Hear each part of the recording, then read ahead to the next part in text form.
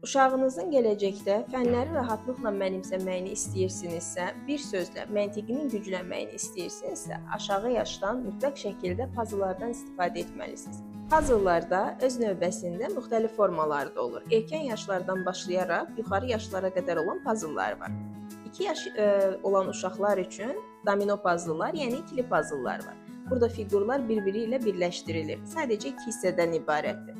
Daha sonra isə yaş artdıqca bu say artmağa başlayır. Yəni 2, 3, 4, 5 hissələrə bölünmüş olur. Məsələn, bu kimi vəsaitlərdə. Bunun içərisində qarışıq puzzlelar var. Yəni burada heyvanlar 2 hissəyə bölünənlər və yaxud da 3 hissəyə bölünənlər var.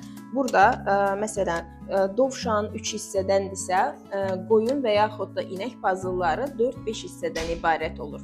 Bu kimi puzzlelardan istifadə etdiyi zaman uşağın məntiqi bacarıqları, diqqəti, fokuslanması artmağa başlayır. Bu da uşağın gələcəkdə daha yaxşı məntiqi təfəkkürə malik olmasına kömək etmiş olur.